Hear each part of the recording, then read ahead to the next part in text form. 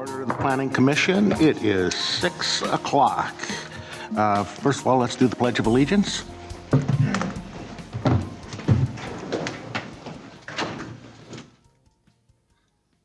Allegiance to the flag of the United States of America, to the republic for which it stands, one nation, under God, indivisible, with liberty and justice for all.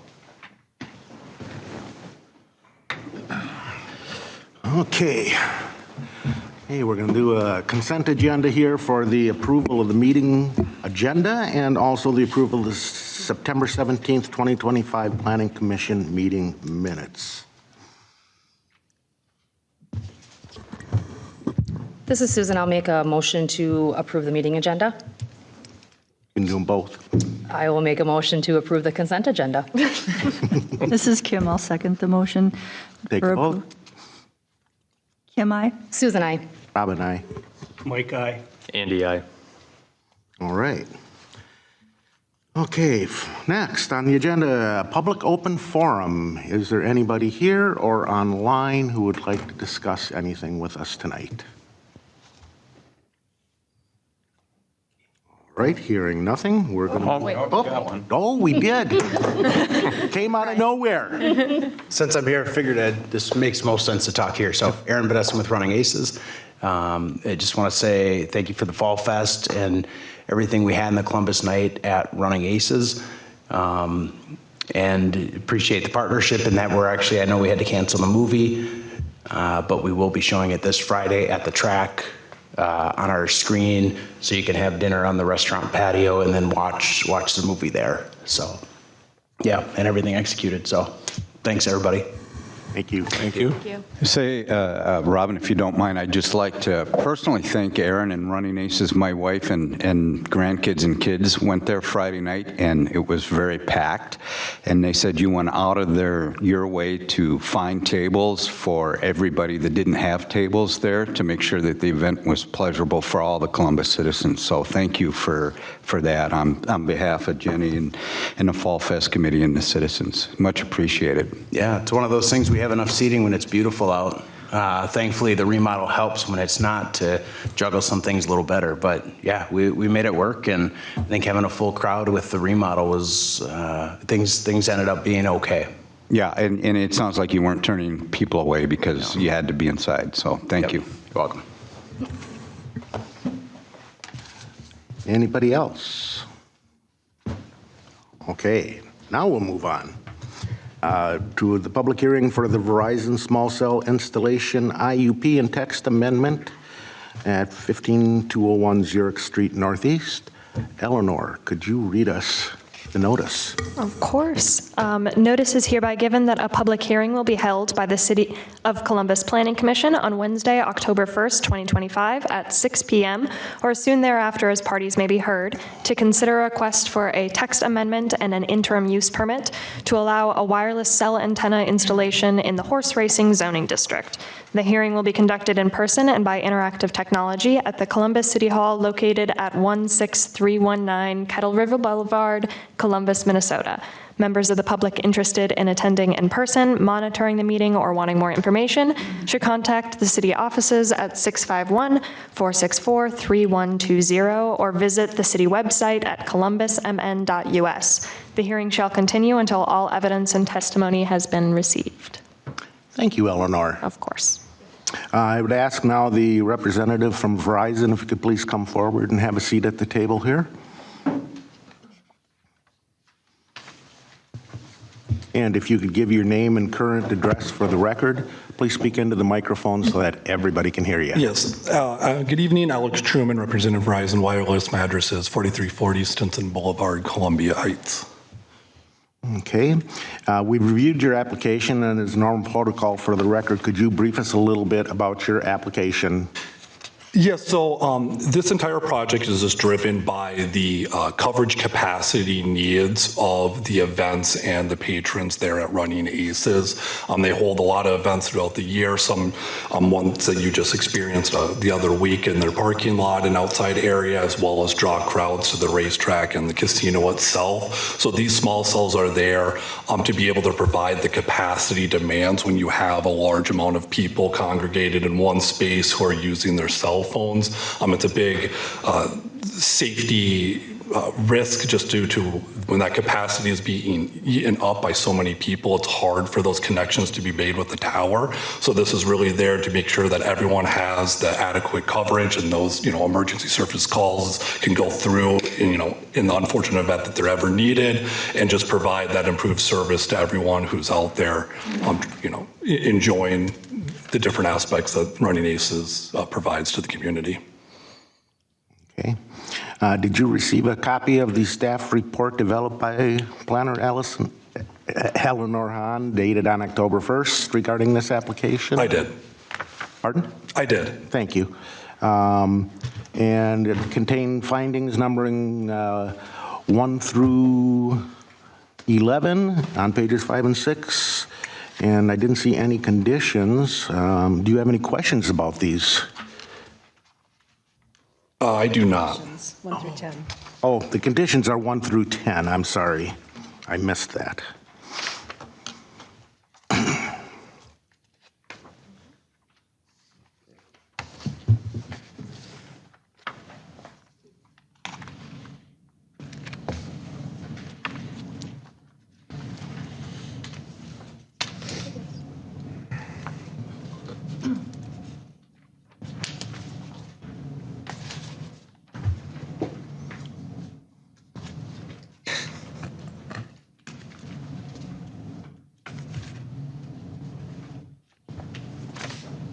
Do you have a copy by any chance? Aaron's already got it for you.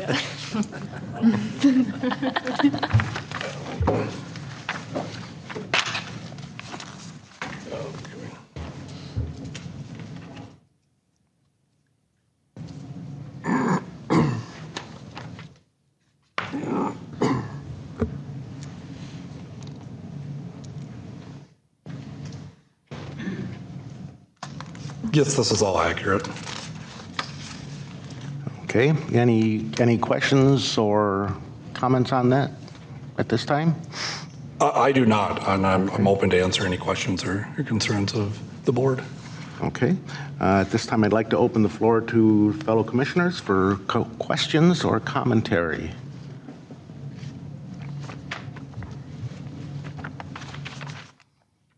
Anything at this time? Pretty straightforward stuff. Pretty straightforward. God, I read the whole thing. I did not see anything that we needed at this point. So, where am I at? There's no questions at this time. We usually take 2 weeks to go through these. Robin? Yes, ma'am? Chair, Because the city you do council have, is here? Open questions for the public comment? Oh, I forgot to do that. Are there any questions from the public at this time? There you go. And there are not. You're good. Got to make it official, though. I understand. Okay. At this time, we're going to close the public hearing at this time. You may be seated. And Planning Commission, is there anything that any of you have read or want to comment on or ask questions about? I did have a question for the established term limit. So there's nothing currently in the code that establishes an actual term for that IUP. And then I guess kind of a sub-clause of that, is there going to be, I don't know, every couple of years or something like that, kind of like review to make sure they're up with the FCC and kind of all those Of course, of course. So this was a bit of an interesting text amendment to go through. We do have provisions in our code for cell towers and communication towers and antenna installation. There is nothing in the code specifying what that term limit for those IUP should be, nor are they specifically mentioned in any district. The provisions exist. I believe that the current, tall 500-foot cell towers that we have are grandfathered in CUPs, not through this IUP system. So this would be the first time we're permitting them under the new regulations that were installed. For that term limit, since there is nothing prescribed in code, this is the conversation that we'd be having, what that term limit would be. With other built structures in the freeway district, like those billboards, we set that IUP term limit for 10 years. So that would be consistent with a built structure in that district. So that's what staff recommended.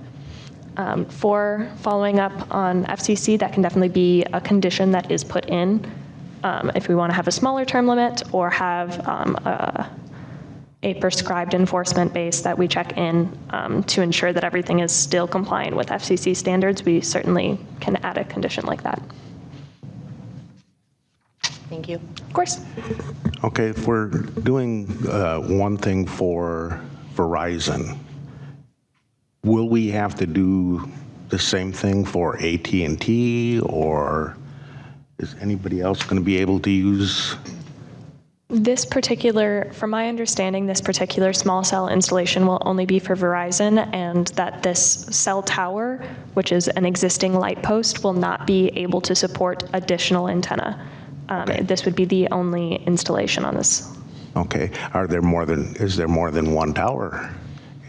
More than one light tower? There is not any planned at this time Okay. to install any further small cell installations. Okay, thank you. Oh, thank you, Alex. Yep. So just real quick on clarification of two items. So as far as the FCC item goes, Verizon is a licensed FCC operator. Part of that license requires them to always be compliant with anything the FCC puts out. So that is something that they have to report to on an annual basis, and it's part of their license to maintain that license with the FCC. So as any of those directives or changes or ordinances, et cetera, change and are put out through the FCC, Verizon makes those changes and is always compliant. So that is part of any FCC licensed user, whether you're, manufacturing, walkie-talkies, airplane navigation systems, et cetera. They're all have the requirements that they need to follow per their FCC license to be compliant.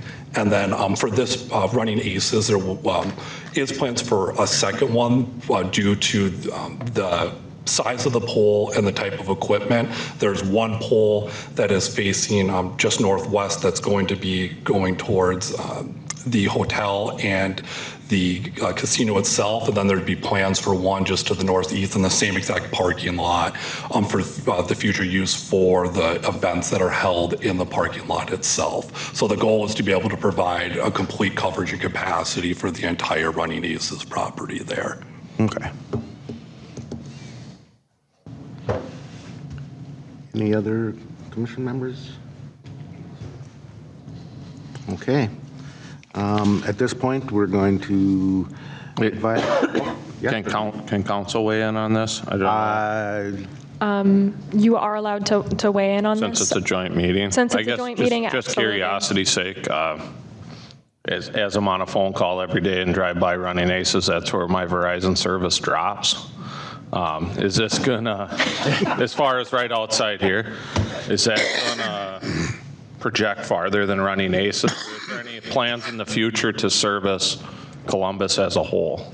Yeah, so for this deployment, the primary objective is the running ACES property, and that's how it's designed for the network. That being said, there will be some bleed over. It's not going to be significant just due to the size and the height with them. It's small equipment, and it's only being installed 30 feet off the ground, so you don't have that kind of coverage pattern that you would see with your typical, 250 foot tower, but I do know that there's always plans for the improved coverage and capacity. Okay. It's a huge issue, right? I mean, we never really foresaw the type of data usage that is coming out of the younger generations. I mean, the reality is the last thing people are using their cell phones for is to make phone calls. It's, don't quote me here, but I hear you now doesn't really matter. It's about how fast you can stream, download, game, music, everything. So we are actively planning expansions and upgrades throughout all the communities in the metro because we have to stay ahead of it. So our goal is to get the equipment, get the coverage before you don't have it, to make, so to be able to provide the best service to everyone. So that's really our goal. So there are plans to expand, to upgrade, to be able to provide that improved service. But these two ones are primarily just for running aces. That being said, there will be some coverage bleed off that you'll get, on just the arterial streets to the west and to the north there. Okay, great. Thank you. Appreciate it. Anybody else? Don't want to step on any feet again. No, okay. Okay. At this point, I'll advise you that the Planning Commission has 2 weeks to review this application, and we'll meet in 2 weeks to discuss the application again and forward our findings to the City Council. And you are all set, sir. Thank you for your time. Thank you. Thank you. Okay, next on the agenda, we are going to discuss the farm animal ordinances.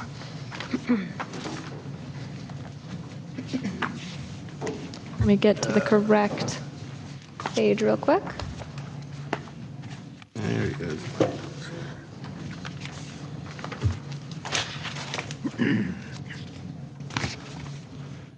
Eleanor, would you like to brief us on what we're doing here, please? Absolutely. So recently we did a presentation at a Planning Commission meeting describing what our current farm animal ordinance or the keeping of large animals, how that process works in the city, and what changes staff is seeking to make to that ordinance. That was mostly to make sure that everybody understands how the code currently functions, as it can be a little bit confusing and complicated. The goals that we have moving forward as we discuss this is to make our provisions more comprehensive, understandable for residents, easily enforced, and reasonable and fair. It's been a work in progress previously in this city, with lots of previous conversations regarding it, and we believed that it was a good idea to get everybody together in one room so we are aware of what the city's goals are and that we're all on the same page going forward, so we don't I guess, go down a rabbit hole and completely misalign with what the goals are here. On the end of the packet that was submitted today, that you have before you today, was a list of questions that I put together regarding what we want to do with this animal ordinance going forward. And I was hoping to go through them and see what the Planning Commission and the City Council had in mind for this particular ordinance. Starting off with the general purpose of the ordinance and what we are trying to accomplish. And I'll pull those questions up here and we can have a bit of a discussion surrounding it. For the three primary goals that we have is addressing animal welfare, addressing neighborhood impacts, and maintaining a rural character for this community. Is there anybody here that would like to speak on that particular question?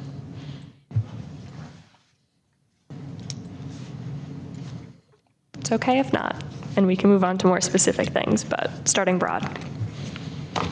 Pardon? I did not hear you. Oh, sorry. It's okay if not, and we can move on to more specific questions, but starting broad and narrowing it down might be a little helpful.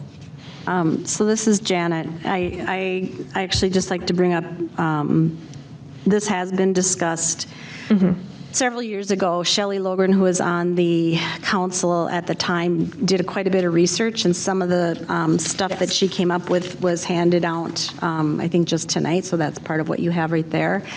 In the past, what we've discussed is trying to balance those goals. There are certain neighborhoods in Columbus, like Thornbeck, who actually had covenants against large animals, but now they no longer have those.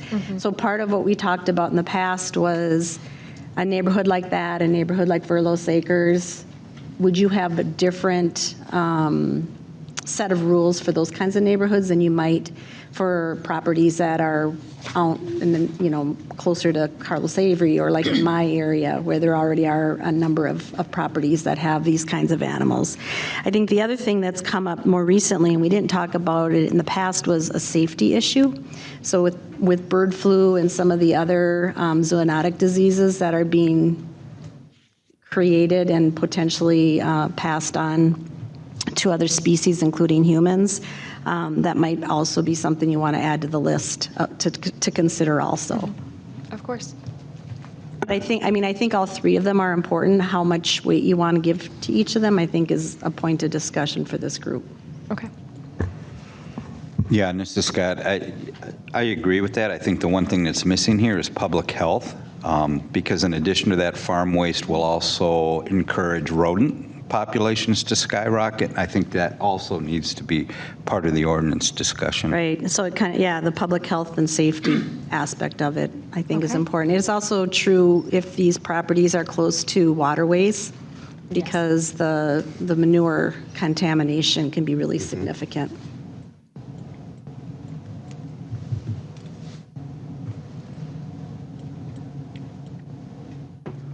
And that would tie in, additionally, we've talked about redefining habitable acres, especially because our landscape is exceedingly wet with abundance of wetlands, waterways, ditches, shoreland ordinances. It does become a public health consideration to include those provisions, okay? I am actually going to move on to the animal density and lot size. We spoke about, Janet, you brought up the, what would you consider like platted neighborhoods, even if they are of a certain size and they have large backyards. A lot of them at some point had covenants restricting larger animals, but no longer do. I know that other communities do have a restriction that they cannot have large animals in platted subdivisions. I think that gets a little bit complicated here because we do have a lot of platted subdivisions that are totally suitable for the keeping of large animals. I believe where you live is also a platted subdivision, but is a much more suitable area. So having language about that becomes a little bit difficult, but we can search into how we would distinguish those. I think the other thing that's a challenge here is that the lots are laid out really differently. So you may have a home that's set back from the road 200, 300, 400 feet. You don't even see the home. They have a huge front yard. Yet our ordinance doesn't allow them to have, the lean-to structures or some of those kinds of things. You also have some, like the property across the street from mine, where the pasture runs sort of horizontally. So if you didn't want to have those in the front yard, having them alongside, the vision is the same way. Okay. So it's really, it's kind of why we didn't get any traction on this, is that there's just so many different permutations to consider, but I do think it needs to be addressed. It's just that it's not going to be an easy, like, one size fits all. No. So our provision regarding accessory structures in the front yard does prevent having these pastures in the front of your home in that example, since we do require an animal structure as a barn, a lean-to, some sort of structure, and our current provisions in the code would not allow that in the front yard. Yeah. Right, and so I think one of the things to talk about is what's really a front yard in Columbus. I mean, if you're in a suburban neighborhood, it's pretty easy to say what the front yard is. But if you've got a lot that goes this way and everything is kind of lined up this way, what's the difference if it's sitting in the middle, here, same number of feet off the roadway, or sitting in front, kind of off to the side of the house? And the same is true with those homes that are set far back. I mean, most of their land is in front of their house. And a lot of them have really good screening, so it's not going to be an eyesore, it's not going to be a problem, but our current ordinance doesn't take any of that into consideration. So that would be under our residential accessory building code. We can add a provision in this animal ordinance allowing animal structures to be in a separate category and have those in the front yard if we don't want to touch just accessory buildings in general. And there is a provision that allows, if there is sufficient screening, it can be in the front yard. And I do agree with you when you're talking about the long lots where it's mostly visible from the street, and you can have the pasture right across to the side. So I understand where you're coming from there. This is Scott. So again, the structures related to animals, I think, is covered outside the animal ordinance, right? Mm-hmm. Would it be? I went back and looked at now then's animal ordinance, and it's much simpler. It's literally based on number of acres, and then their animal count is much simpler than what we have here. For example, in Columbus, in Nowthen, and keep in mind, Nowthen's got a lot of high ground, and they're dividing up farms, so it's not apples to apples here, right? But they don't talk about, lowlands not being included in the acreage or anything. They just say 3 acres, you're allowed to keep the large animals, and then if it's a milk cow, a horse, a mule, it's all one animal unit. And we've got multiple categories here on animal units. I think it would be much simpler to have a minimum acreage and then 1 animal unit per acre, like some of the surrounding communities here. Now, I'd be curious to see what some of the current animal owners say, because that might be a problem with some people. I can tell you one place where I believe it would be a problem is like goat owners. You're going to let them have 1 goat on 3 acres? Mm-hmm.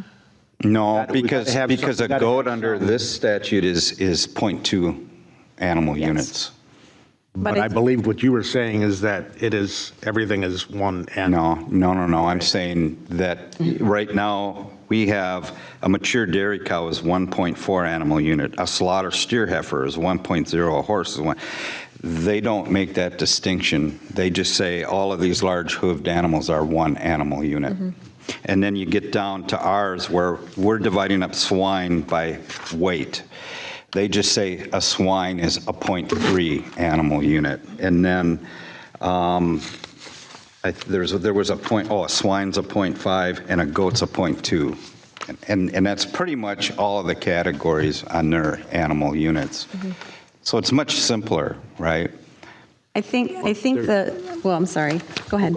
I was going to say, I think you have to kind of step back to the original question that Eleanor posed, which is, what are our goals? So when you think about the number of animals per acre, what we haven't talked about is, are you just talking about the space for them to roam around, or are you talking about a space that's going to provide some nutrition for them? So if you're planning to supplement their feed with hay or grain or whatever, it's maybe less important in terms of the quality of the pasture. But and a lot of times people get large animals out here that don't have a lot of experience with large animals.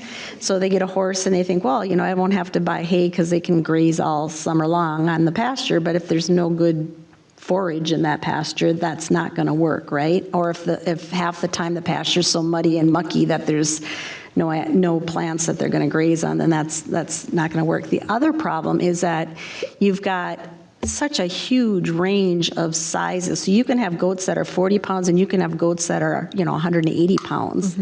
And you can have horses that are 2,000 pounds, like draft horses, and others that are, little mini horses that are the size of a St. Bernard. So same with the donkeys. And so, even just to say donkeys, horses, I mean, there's a huge range of sizes there that people have. And so you almost have to address that as well. Because obviously a goat that's 40 pounds needs less than a 180-pound meat goat, or if you're talking about horses, a Clydesdale versus a little mini horse is very different. I do agree that there is a large range of what specific animals need in a given pasture, and I think this is a good topic to address because we are looking to redo our animal units, and one of the big decisions is, do we want to simplify them and shorten the list of animal units to be more understandable for residents, or make them more specific for given the type of landscape that we have. And so I would also like a little bit of clarification here. When the purpose of animal units is not how much nutrition they need per acre, it's how much waste they produce safely per acre, right? That's what it was originally based on, you're right. Yeah, because I think, when I kept horses, there was no way a 1 acre per horse would ever feed a horse, even on a good year where we were growing enough hay. We always had to buy hay. So that I think that's the individual owner's responsibility to care for that animal properly, and they're going to have to supplement that. I think the acreage is more on how much waste we're producing. Yes. So yes, our ordinance is based more on neighborhood impacts and the nuisance of having large animals in your neighborhood rather than necessarily the care of the animal, which is left up to the individual owner of that animal. So I'll counter that with a real example. So there was a time that I chaired the board for a equine assistant therapy organization. We were relocating from Minnetonka to Medina to the Baker Park Reserve. So most of the horses that they had in their herd, and there was about 18 of them, were old horses that they did not, most of them were on special diets, so they weren't, they might be foraging a little bit, but not much. So their need for space was more about, getting some exercise, getting out in fresh air, things like that. Medina's ordinance was not based on that. So we spent, I submitted the CUP for them and went through all of the things with their planning commission and their council. So they had to do a lot of variances for us to make this work. And so my point is that if you don't want to have to do a lot of variances, you got to consider all those different kinds of situations in the language. Because the number of acres that we had for the number of horses we had by their statute was inadequate. But for what we were actually doing with the horses and what the horses needed and how we planned to feed them and everything, it was more than adequate. And they recognized that, but it didn't fit their ordinance, and so it took a lot of work between us and the city to kind of figure out how to deal with that. Okay. This is Susan. I agree with maybe simplifying it. I'm thinking more from a code enforcement compliance standpoint, where if we start getting into trying to determine if animals are being fed properly and some of those things, I think that could be a logistical and just a time on staff. It could be a nightmare. I know I've looked at the ordinance when I first moved into Columbus, and I think it could be a little bit simpler, and I do kind of agree that maybe simplifying it more towards, and I think really defining habitable acres, I think is going to be probably the best place to start to develop, my personal opinion, to start to develop either the animal units and kind of go from there, because I think that's really important, because again, you can have 15 acres and 10 can be swamp. Mm-hmm. That was just my opinion. This is Jenny. I have just one, I guess, point to make. So I talked to 3 different residents who are all longtime residents and asked them, and they all have horses, and asked how many horses they could have on their property, and all of them gave me different answers. So we can go through all of this, but getting back to the goals of what this means, how is that disseminated out to our residents? How do we code enforce? What does that look like? I mean, my bigger concern in going through and doing all of the work on this is that it ends up becoming a piece of paper and not actually enforced. And so I think I just want to really make sure that we're all understanding what this looks like for our residents, and maybe even getting some feedback from our residents before we move forward, because many major changes we make are going to cause waves. Will it make any actual changes for our residents? Probably not. And I'm not trying to sound negative in that, but I think it's just important that we really, because not to say that our city has a communication issue, but it is hard to get that information out. And what does that look like if we do make these changes? I agree. I agree that this particular ordinance is going to need a lot of community input. There are a lot of people who have animals in this area and don't have the understanding of what the code means, of what they currently can have, and then what would happen if everything was changed. When we were talking about enforcement, part of my presentation and a part of this report was considering having some sort of permit process, whether that be administrative or lots of other communities do IUPs. Again, I've mentioned this before. I don't think that would particularly work in this community, but is definitely a possibility. But having a staff level approval of making sure that whatever regulations we do put in place are being followed and can be understood by residents when they come in and show me a picture of their property, show me where their animals are going to be, that we actually have some. That would be that exchange and communication of what the rules are, and then also have some sort of enforcement action because we have a permit on file regarding that property. And so I did want to get some feedback on whether or not we want to pursue any sort of permitting process for animals. We have not in the past. Can I ask, this is Jenny, have you had any recent issues relating to this ordinance?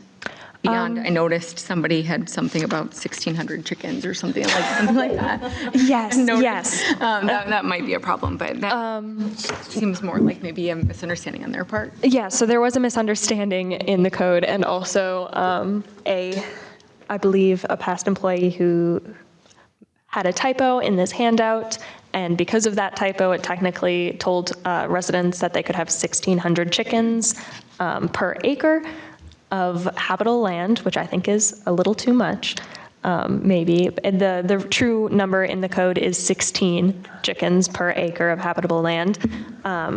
There is commonly, I do get phone calls from neighbors asking, can my neighbor have this goat that's been roaming around in their backyard? And I have to be like, maybe. Is there a fence? Where's the goat? Is there a, there's not really a follow-up with that. And then there will be residents who are like, well, I think because of the code, I can have 4 horses because my lot is yay big. And then having to explain where it's actually the pasture land, the habitable acres. So where is your pasture at and how big is that area? Oh, actually you can only have 1 horse on that property. And it is a lot of communication errors. And having a formal process. Of course, there will definitely be quite a few people who do not get this zoning permit. And that would be a slow rollout of having to require that in some sort of way. I think keeping it as simple and easy as possible will be a great benefit of getting people to actually get this zoning permit, hypothetical zoning permit, which would be the goal of just making sure people comply with the existing code. Did I answer your question? Yes, you did. Okay. This is Susan. I do a lot of code enforcement and code compliance. And I think one of the most important things that we have to understand and we have to remember is that you can only, for one, your ordinances have to be understandable by the public. And they have to be easily read, and they have to be understood by staff. And as you mentioned, people, I get the calls myself, can so-and-so have horses? Don't know, let me pull it up on the GIS. How many acres is it? And get a lot of questions, can they have this? Because, they're, the barn or, lean-to, it has to be X amount of feet from the neighbor's residence. So I think there's a lot of things that go into it, and I think just making sure that anybody, people can understand what, so they do, when they are calling, or even if they're looking it up themselves, they'd be like, okay, well, X amount, and that and that. So I think a zoning permit process, I think, is the way to go. I think that way you get maybe a site plan, or if it's under, I don't want to say that because it's more for building, but a site plan that shows, where the structures are going to be, is it fenced, where the neighbors are, how far away are you, proposing from the neighbors, and showing that habitable acreage as far as wetlands or lowland, and kind of that included in there. So I fully agree and fully support definitely a zoning permit process. So at least there's some sort of action, but also not having someone having to go through an IUP process to have 3 horses or a couple goats. I personally, I think there should be some sort of permit process, and I don't think it should be an IUP. Okay.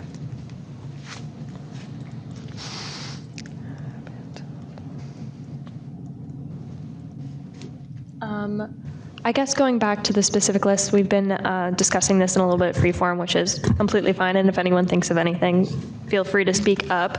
But one of the points under item 2 here is, should there be a minimum lot size for the keeping of large animals? Whether or not you have the minimal habitable acres, what should the minimum lot size in general for a property be in order to keep large animals?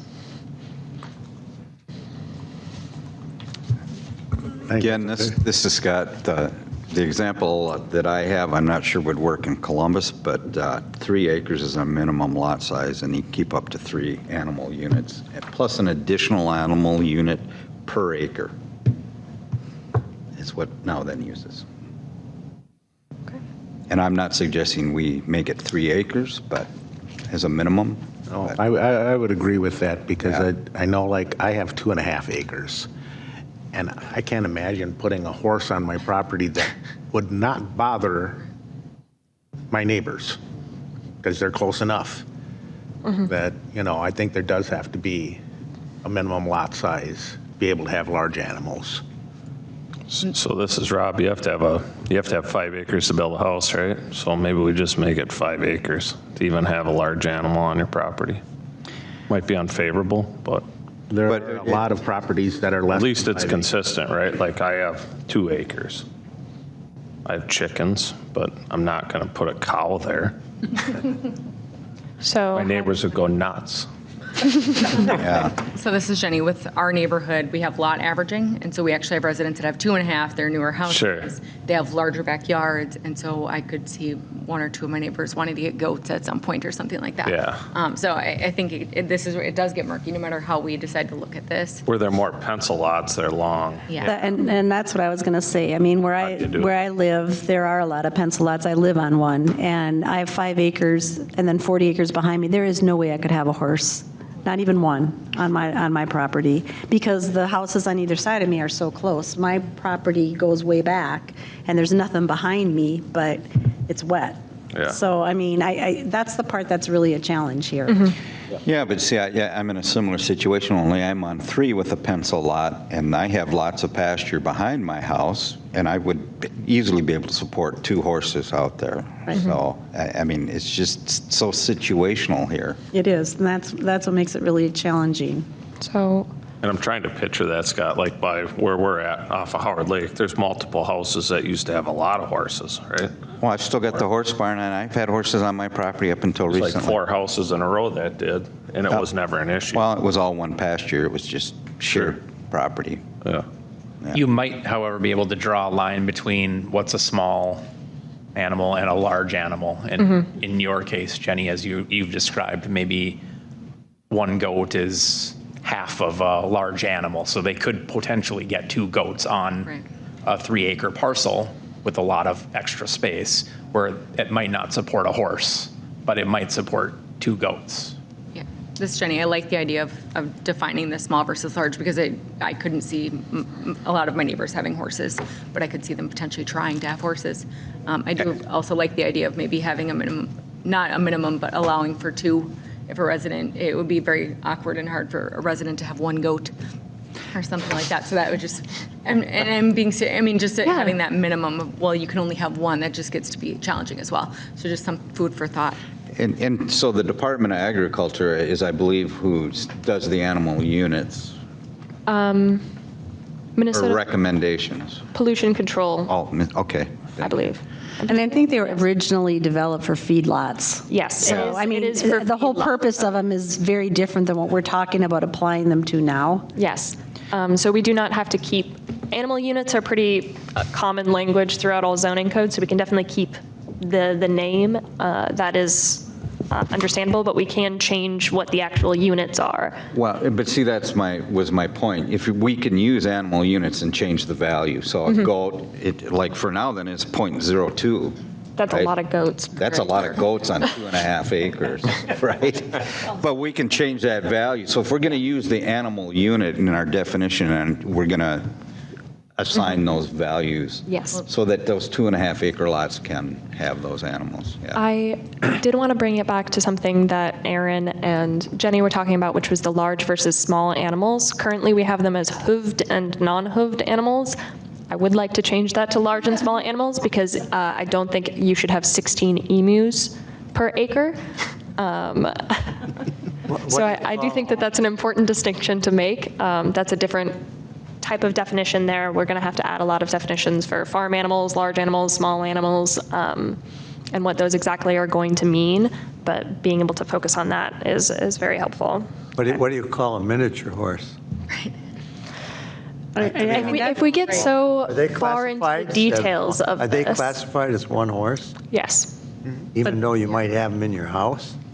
it's just I mean, I know Horse. somebody, I'm just wondering how you rate it. Right. Is it one horse? Yeah. Right, so, well, this is Jenny, so that's where you could technically, I mean, I guess you may be able to answer that better, but if you do large versus small, would it be more weight oriented? So, because you do have, again, a large goat, small goat, large horse, a Clydesdale is different than a miniature pony. And I have neighbors that have both, and so I think that distinction might be important because that could help us really define what that looks like in a simpler manner. Very much. This is Scott. My only concern about weight, classifying them by weight, is the enforcement side of that. Yeah. Now, when your enforcement person goes out there, how are you going to distinguish what that animal weighs, and how are you going to classify it? yes. That was my concern as well, is the enforcement process, or explaining that to a resident might get a little complicated and difficult to it's easier when you say you can have X amount of horses in this particular area than bringing out a calculator and trying to do a bunch of math and Yeah. them explaining how much all of their horses weigh. Or a scale. It's easier when we to send ask Sean how out many there. hands high it is, right? He's got to pick up all the goats. But then now you're going Like this one pony, feels like horse, 30 pounds. miniature horse. Yeah, you have the stick, like the vets do, right? That is a lot of Average weight of a Clydesdale horse, 2,000 pounds. staff time there. Okay. Eleanor, I have one other question because I know this has come up in a number of other communities. Bees. Are you including bees in this? I know I saw it in some of the documentation you provided, and I thought, that's a whole nother deal. But it does create conflicts sometimes with neighbors, and so I don't know if you have a vision on that. I don't, but I mean, I beekeep, so I mean, You do too? I not this year, but in the last 8 years I have. Let's just leave it alone. Yeah, I mean, that's fine. It was, That's a different ordinance. Let's table that for a different ordinance. So would that It's be, like Bees go 20,000 whale. bees. Yeah. That's Yes. what it is, so strike that. per hive. And so if you have 10 Yes. hives, that's a lot of bees. Have we ever had complaints about beekeepers and the location of just hives? Because don't some like cities the do idea of having them have bees around, setbacks freaks them for the out. hives. Thank you. I have not received any complaints. in my tenure here, nor have I heard of any complaints regarding beehives. That does seem, Okay, so I guess the best policy is don't kick the hive. yes, perfect, perfect there. That'd be my recommendation. I'll be here next week. Okay.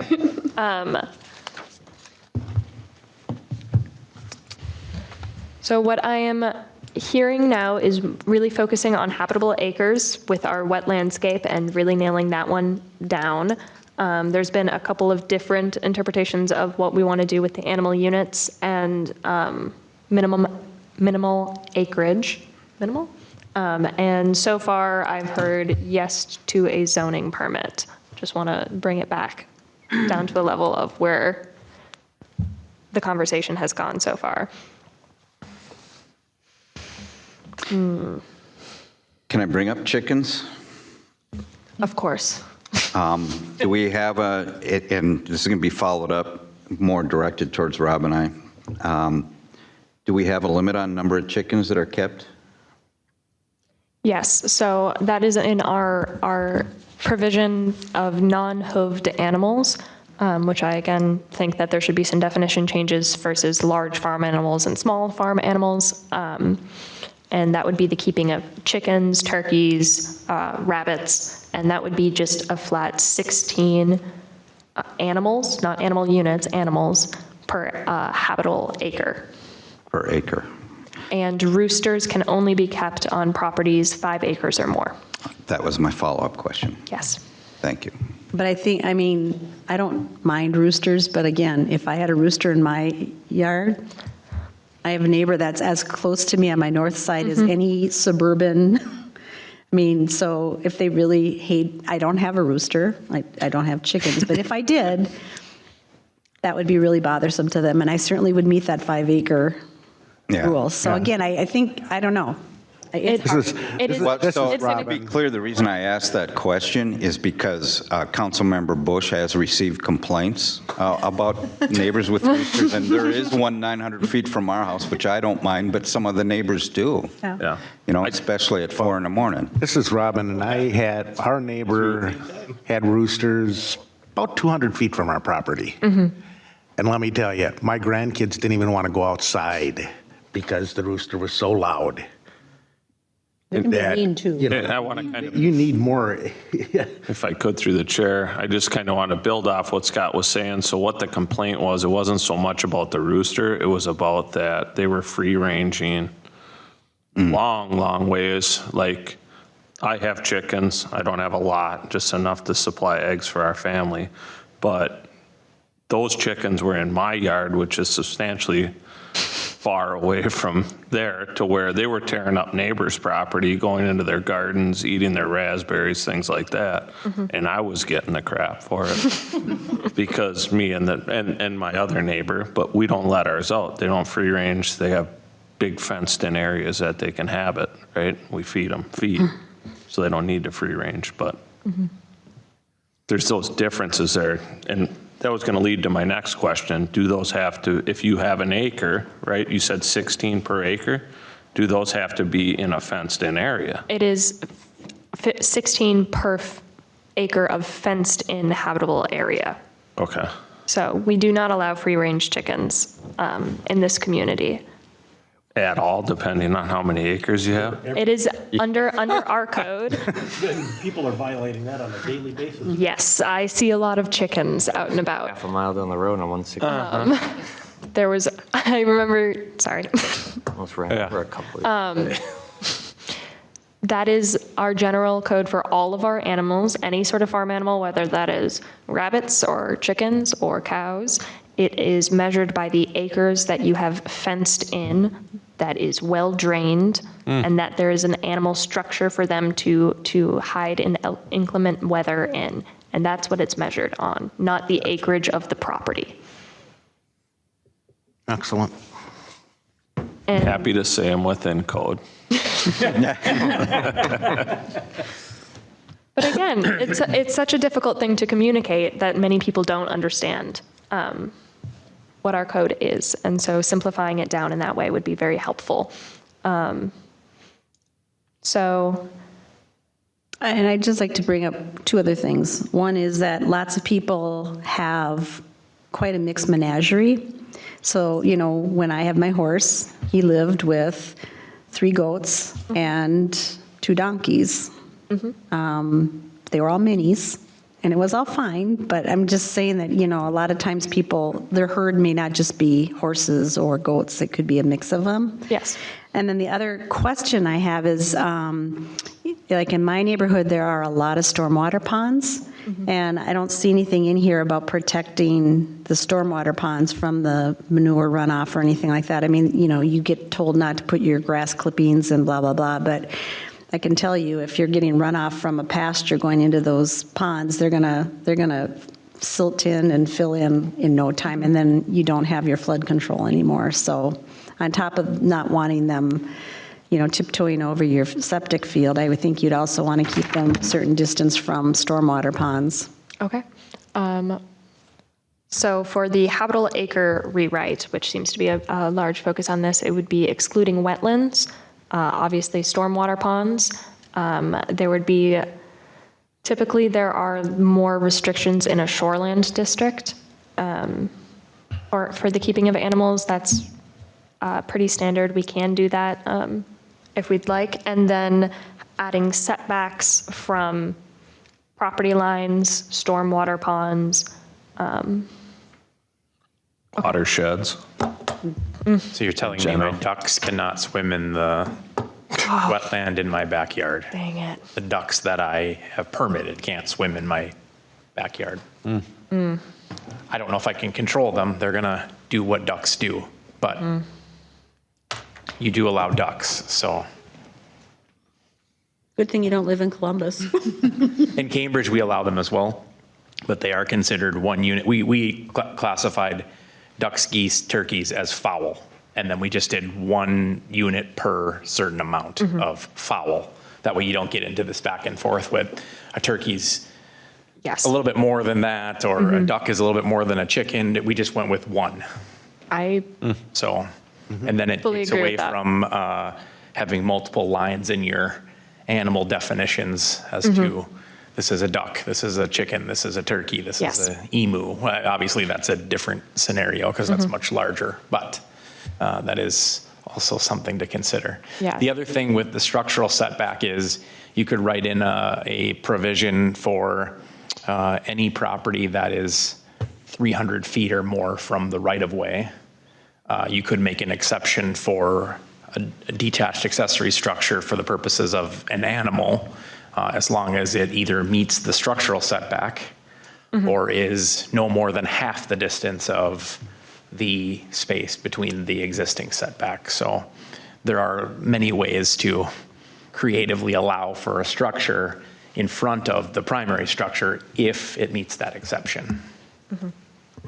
Bob, you had something? Yeah, thanks, Robin. And my question was to Aaron. So is this something recently, knowing that you sit on the council up in Cambridge, is this something recently that you've went through and undergone a study of some sort or worked through as a counselor? Is it fairly old? Wondering if we could use that, like Scott as well as referencing now then, if we could get maybe a series of these and look at them and kind of come to an agreement all. So this is Scott. I believe the Department of Agriculture has an interactive map that you can click on, and it will show you the local community's animal ordinances. Okay. That might be something that would interest us to. To answer your question, Cambridge is about 7 square contiguous miles of city. Our animal, specifically fowl regulations, are extreme. I happened to be the planning commission chair when the proposal came forward about 6 years ago to allow chickens in town. And our planning commission denied that and sent it to the council as a non-recommendation. And the council kicked it back to the planning commission and said, make it happen. So my planning commission made it almost as difficult as possible in order to get a permit, an interim use permit, to have 4 chickens on your city lot. So I don't know if I would go by Cambridge's ordinance. Yeah, I don't think that would fly. It's not going to apply here to most of the lots in Columbus. But there's not a lot of small lots. Like I think I live in the smallest lot neighborhoods. One side of the road's acre, the other side's 2-acre lots, you know. There's not a lot of that in Columbus, and from what I've heard, a lot of the council, they're all about the 5-acre minimums. I don't think anyone is, so I don't foresee a bunch of tiny lots coming outside of, but then we got the senior communities, right? The Priners Preserve and the new one there. But I mean, maybe we have to have rules around it, but I don't foresee seniors wanting to tend to a bunch of birds every morning. That 5-acre lot, Maybe I'm wrong. But yeah, that 5-acre lot came into effect in 1979. That's when the city adopted it, but I don't know what it was before that. I mean, I don't know if you could do it on an acre. I don't know. I mean, I know from door knocking, there are some neighborhoods that the sizes are less than an acre. Oh, for real? Yeah. Okay. I think Teachers Row. they Yep, call it. and I don't remember the avenue, but go up Cattle River and go kind of to the left where, like I can know some of the people that were there, but I mean, there's a whole bunch of houses right back there. Actually, it's close to where Andrea lives, in Messina. Andrea Messina. Oh, that's, yeah, we call that Teachers Row. Yeah, up on 107. That'd be 70. connected almost to your neighborhood there. Those are all okay. Yeah. under acre Oh, yeah. lots. Yeah, it's like a city, urban neighborhood. Yeah. it's- Yeah. It butts up to my lot too. Sure. And I've still got the horse barn, by the way, so. Yeah. but The difficulty, I don't have 5 acres, so. The difficulty for everyone as a reminder is when you make a change to this ordinance and you start communicating that the ordinance has changed, how are you going to determine who was grandfathered in and who was not based on the circumstances? So that's also a consideration. We might be sending code enforcement on a wild goose chase, no pun intended, because we don't know if they had the horse or the goat prior to. We can certainly surmise from historical aerial photos that they did not have a herd of goats at the time, but now they do or something. But I mean, that will be a little bit difficult too, because it's not retroactive. Yeah. A fine example is the pigs over there off 165th and Notre Dame. I don't think anybody knew they were there until they got out. Yeah. And it's pretty easy to locate where they're going, so. And he had a few. Huh? And he had a few. He doesn't have any anymore, and you got to thank Sean for that. Negotiated that out.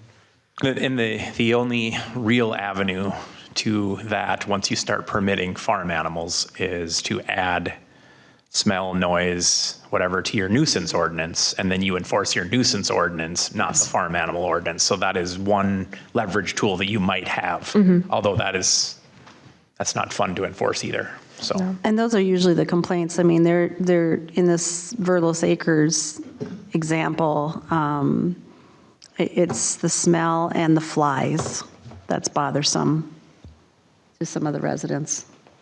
And that is a fantastic point, Erin. We do have nuisance ordinances regarding smell, and I think it is only barking dogs, but we can certainly add provisions about any other sort of animal noises that are happening. And it is a lot easier to go after those specific nuisance complaints than anything more complicated that's in our zoning code regarding farm animals. That is what typically triggers any sort of enforcement action. This is Scott. I'm curious, how do we enforce a nuisance smell? Is that subjective? They do make a meter that measures odor, and they make them particularly for different uses, oriented toward different industries. One of the ones that they use is oriented toward animals, livestock, and feedlots. They're relatively inexpensive from what I looked up. The mayor asked me that question earlier, so they're called olfactor meters.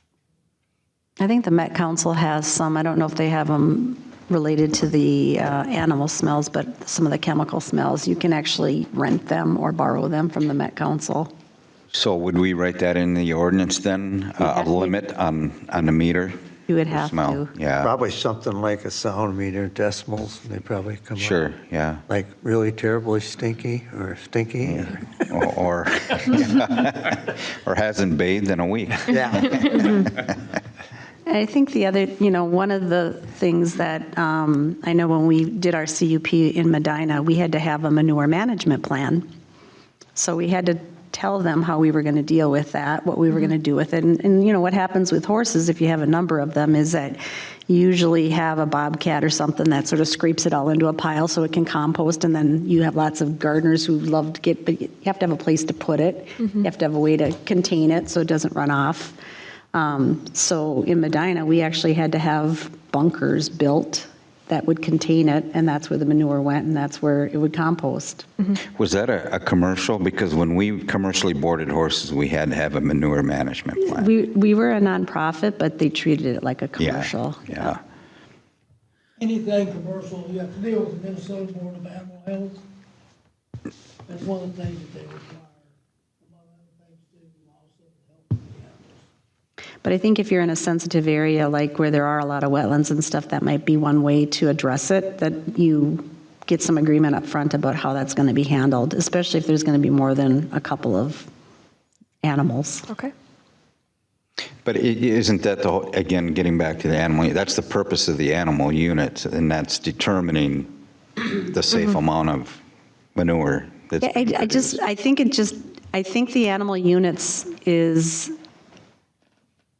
it's so dependent on where you are. So if you're like where you are, where it's high land, you got space around you, you're not going to have the problem that you would in a place like my place. Correct. And so I think, even though I have more acreage than you do, I would create a lot of problems if I had, large animals on my spot. But if we limit that acreage to high ground, still worried about the waste, the manure then? Well, I think, I don't know, define high ground. I mow it, but Okay. it's not, like if horses were back there, it'd be a mud pit. Okay. And I think that, I have a stormwater pond in the back of my property, I have a stormwater pond on the side of my property. The pasture that's across the street, there's a culvert that runs into the street. Sometimes when they had horses and there was really big downfalls, I'd have their horse turds in my front yard because it would run through the culvert into my yard. So this is Jenny. One last point, or I guess note, going back to one of my original questions and statements, really related to, I know that we need these changes. I know that this is important, but ultimately people move to Columbus to have their space and to have a lot of these things. So I think we need to be really delicate about how we handle this, especially because I think, for our residents, I guess I can ask Eleanor, how frequent, even within a year, do we have noise complaints or any kind of complaints? Surprising, I do not field all of the animal complaints anymore. They usually go directly to Sean at this point. So I can definitely check in with him about an exact number because I have not heard any in quite a while. I think it is kind of understood in this neighborhood, in this area, that your neighbors might have some animals. That's why people are here. We don't want to restrict it to the point where people are not allowed to have animals, as long as it is safe for their neighbors, safe for the animal, and easily communicated to the residents is kind of the goals here. So I think going back to, Susan's point in trying to kind of come up with a permitting process, because we are so rural, I think it's going to be complicated to determine who fell before this and who falls after it, and what does that look like, and how do we enforce? Because I think for Sean, that will be a nightmare. Okay. And so I think it's just something to think about, because I could drive down Broadway and half the people could have horses and I wouldn't know because they're in the back. And so really it's thinking about what this looks like for us. I definitely agree with simplifying language and making some of these changes to make it so our residents understand. Okay. Especially with with having that fenced-in area be what that is and not their total acreage. Yes. Most residents, from my understanding and talking to residents, 3 of them, 2 of them thought that however many acres they had, they could have that many horses. But all of their horses were in 1 acre. So, I mean, so for what, and again, they don't have as many now, and that's fine, but for what it is, the complexities of this, I think really clarifying and making it simpler for people should be a major goal, and not making it more challenging for Sean and us to try to manage and frustrating our residents.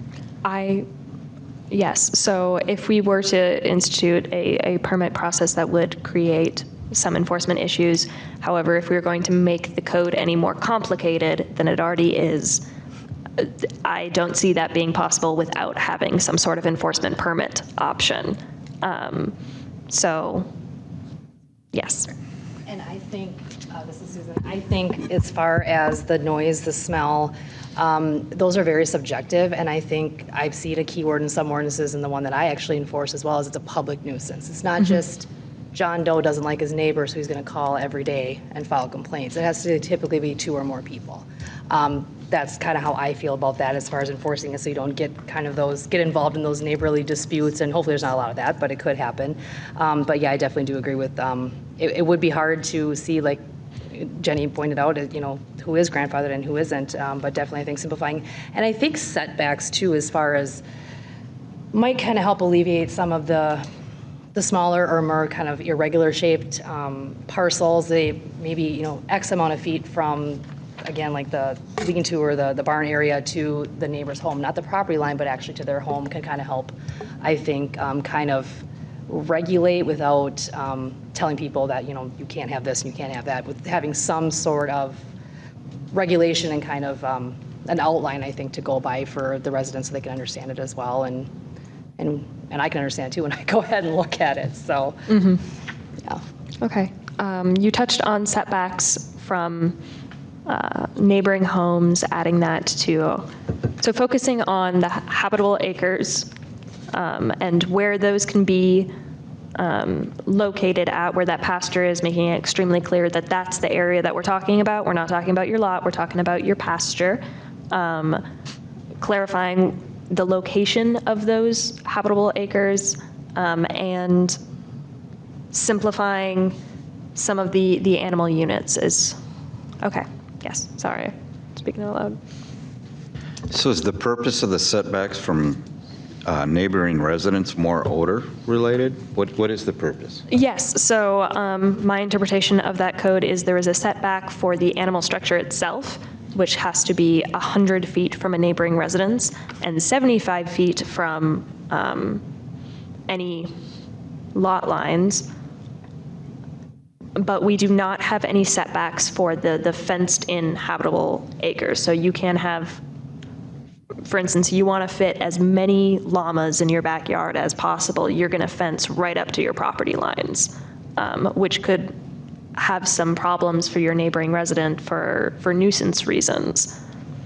So I just so I understand this, the setbacks for the structures is because that's where your waste is most likely to gather and produce the biggest odors, right? That would be the purpose of having that setback.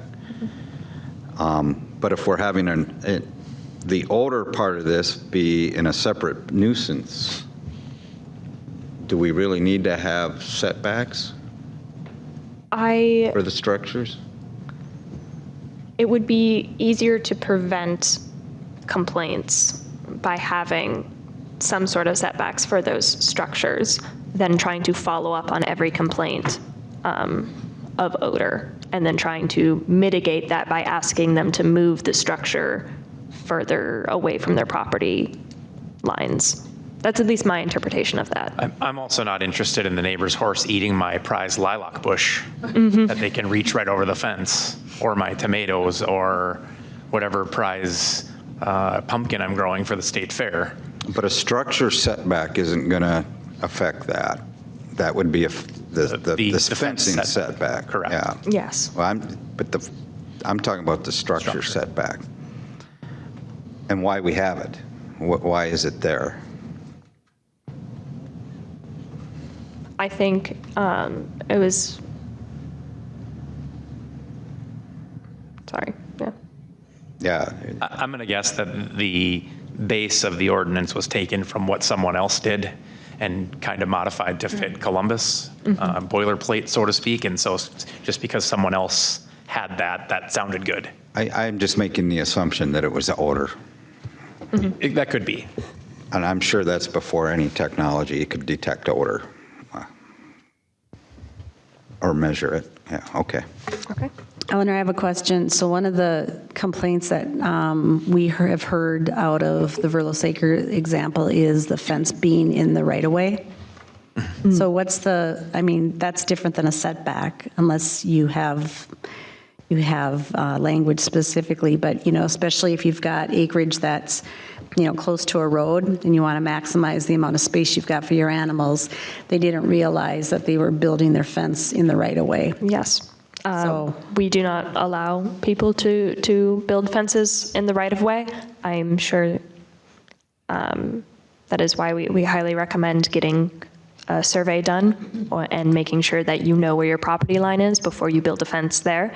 A lot of people don't, I guess, understand that where their property line starts when it comes to the right-of-way, but that is already a part of our code. That would be one of the benefits of having the site plan review and the administrative permit would be that we could tell them that their proposed fence is In their within the right-of-way. right-of-way and it cannot be there. And then And they have it's- to make adjustments. Yeah, with the proposed administrative review that we were talking about earlier with that permit process, we can actually inform people of where they can put all of these things. Which brings up another question. How about utility easements? Is that part of a habitable acre? Our typical drainage and utility easements across, Power lines? There's Power line lots of easements? different. They can be under power line. they can be under power lines Okay. and over pipelines.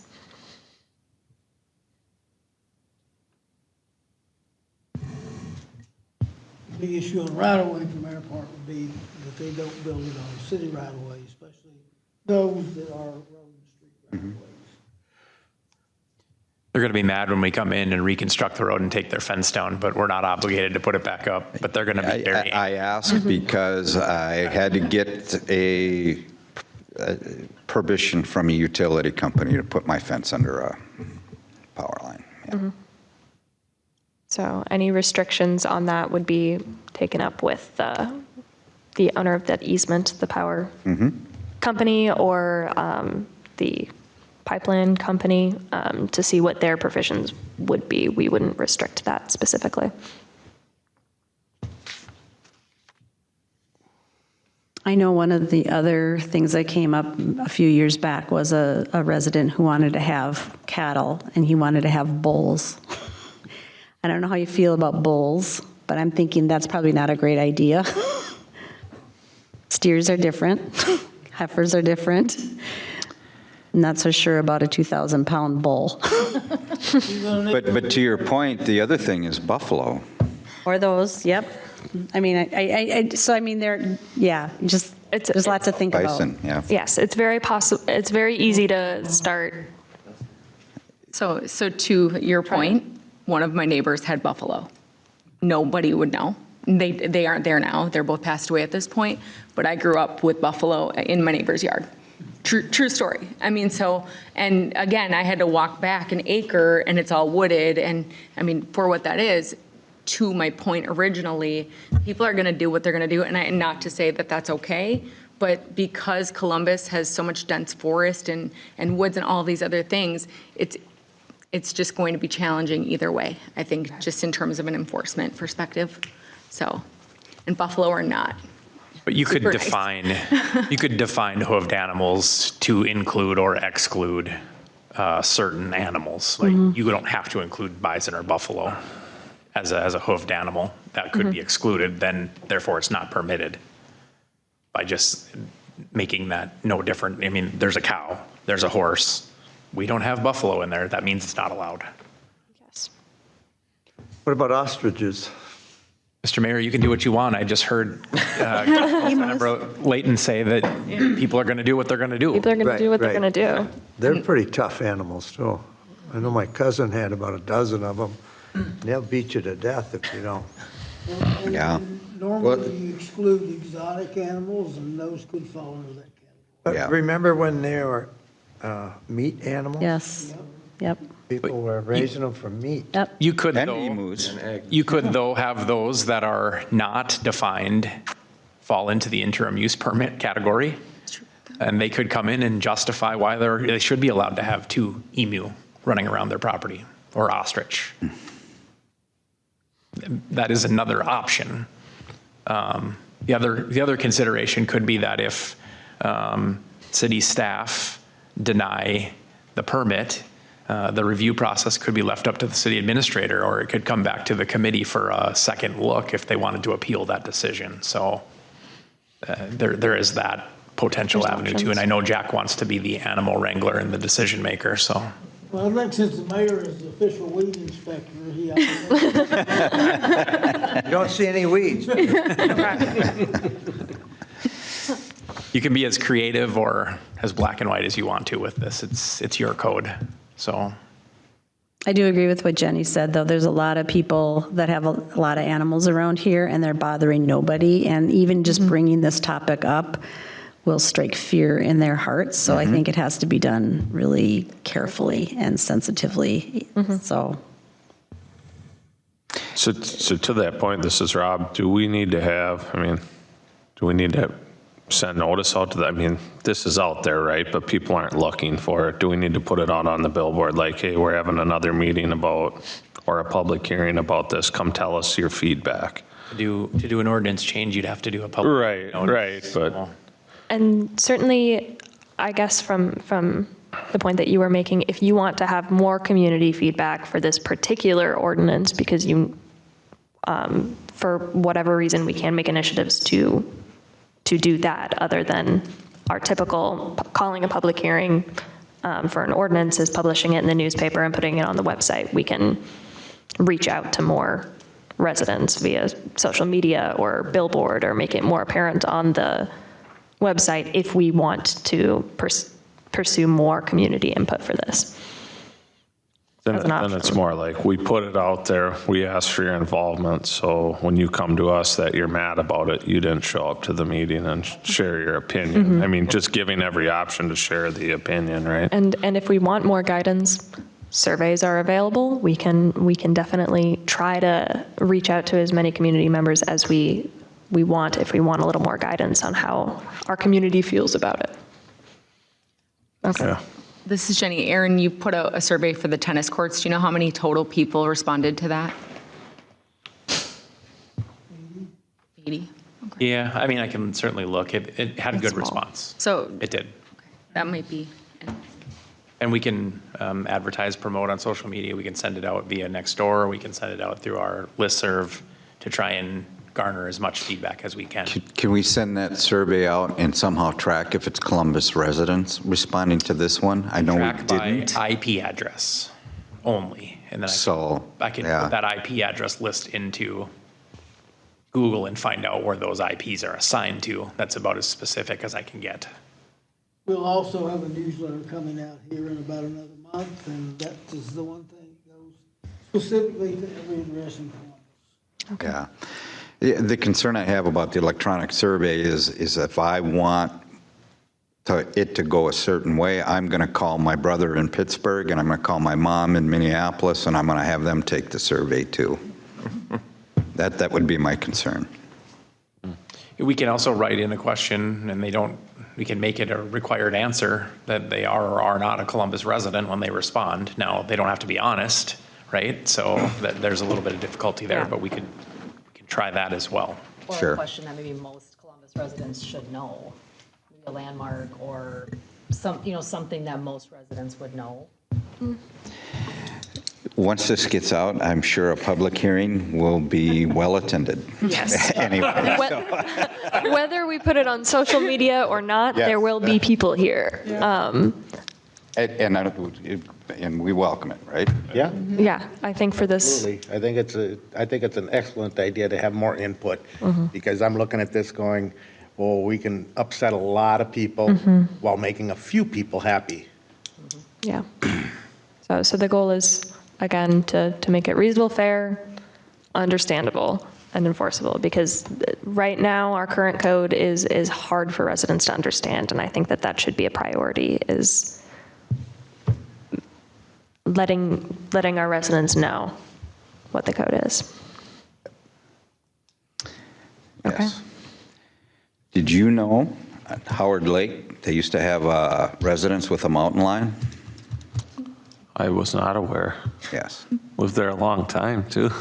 It was well before my time, but Oh, okay. so, you know. I was aware of the Black Panther that was loose around there, but Oh, okay. Okay. Well, I think Okay, public input. That seems to be the general general feedback, consensus. I We got. want more input. Yeah, I got some understanding of where everyone stands on this from a council and a planning commission point of view, and understanding that we're going to need more community input, and put together at least some draft ideas of habitable acres and a more clearly defined, at least reorganizing what we have existing to be understandable to people. Yes. Is at least a place to start. Okay. Can we wrap that part up? If everyone Anybody have agrees, anything we else can they'd move on. like to discuss with the farm animal ordinance? Okay, then we'll move on. Planning Commissioner's report. I wanted to let people know who didn't know that Jack and Eleanor and myself, and I can never remember your name. Jenny? Yeah, Jenny? Jenny. Jeez. And Jenny were at a meeting with the Lemaire family on Friday. It was a very productive meeting. We're doing everything we can to help them as much as we can. We have, I believe, a possible working solution that will not require a variance, which I'm sorry, couldn't vote for a variance if I wanted to. But anyway, it was very positive. I think we all walked out of there going, you know, we might be able to do this. So I just wanted to mention that, you for doing you know, that. it's a real positive meeting, I think. And secondly, I remiss last week to welcome Susan back. We're glad to have you back and in good health with us again. Thank you. Any other commissioner members have anything they'd like to bring up at this point? No. Okay, then we'll go for the city council's report. Anybody? Nope. We should go down the line. Rob, you got anything? No, Mayor. Janet? I don't, but I'm curious if anybody wants to do a quick overview of the open house last week for Potomac. I wasn't there, so curious how that went. Well, Me and Jenny were there. Ron and I can tell you how that went. Oh, Jack was there too. Jack could also. I heard about it. You missed it. Jerry OJ will be here at our work meeting on October 7th. But I mean, for the planning commissioners, I mean, obviously you have an interest in this too, so. Okay, so this is Jenny. Ron and I attended, so there were a lot of residents there. There was a lot of feedback from the community, a lot of frustration, because now what seemed to be starting as these are the conditions we're wanting to meet for anybody that signed the original petition. If anyone's aware or not aware, there was a petition that I think 70% of the residents on and near Potomac signed, requesting a myriad of things. And so what started was maybe a focus on that to reduce that, then kind of snowballed into other things where residents then all of a sudden had other concerns, and like reducing axle tonnage or weight restrictions for trucks on Potomac. All of a sudden it snowballed into bigger things. And so then you had people that wanted it and didn't. And so it, what started as good intentions grew into major frustration. And so I think, would you agree with that, Mr. Mayor? I agree 100%. Yes. In fact, I think when we walked up, you didn't come to the beginning either, and I didn't. We both came, just about after halfway through. Right, so I think, Jack, you've seen, oh, no, you were with me, Jack. That's Did. right at the fire hall, but, Work meeting. yeah, I think Jenny's made it clear that, there was a lot of frustration there. In fact, I think JW said, don't go in there. So the one thing the county noted was that they potentially will just do a mill and overlay and not move forward with the project at all, because there is some legal concern from the county attorney at this point, who has reached out to other county attorneys and basically don't want to move forward with the project because of this. And so now we're in a place where you have very frustrated residents who walk on the road, live on the road, want the project done, and others who do not. And it's gotten worse. So Jerry's going to present next week at our workshop on Tuesday. So there are residents that are planning to come. So if any of you would like to join, that would be exciting for you. So, Thank you, so- Jenny. You so saved me to a couple Jenny's- times there. Jenny's point, I got quite a bit of feedback at Fall Fest, like what's going on with Potomac? Were we able to stop that project? Is it going to happen at all? Like there's residents that live on that road that don't even want it fixed. They said if it's the way it is right now, then people won't travel down it, and that'll slow up traffic. So there's thoughts of that as well. So Well, they threw one out there too, but one was, we can give it back to the city. We can give the road back to the city. great, Take on a road that's disintegrating. I'd like to vote for that. built on trees. Yeah. Well, we could get more signs that say rough road. Put them on. Well, I would say city won't do that. That's a county road. County could put more signs on. Right, Say rough. right. It was just kind of a pun or a joke. Well, it's not so far-fetched, though. Yeah. Yeah, it's, Is that it, Janet? Anybody else? City Council? no, I have nothing. Thank you, Mayor. Jenny? Nope, just Robin and I on Friday, and we'll see how that goes. We'll update all of you, or hopefully the family can as well, if anything happens with it. And that's it. All right, and Assistant Planners report. I don't have much to report at this time. I did want to let everyone know here that our Hidden Park comprehensive plan amendment was approved by the Met Council recently and will be on next week's City Council agenda for final adoption and publication for that particular zoning change. So that one came back from the Met Council, all good to go on that one. Excellent. And the last thing on there, somebody want to take control of that one? Adjournment? Hi, this is Kim. I make a motion to adjourn. Susan, second. Take a vote. Hi, Kim. Susan, aye. Rob and I. Mike, aye. Andy, aye. We are adjourned We're at kind of controlled by the planning. 7:31.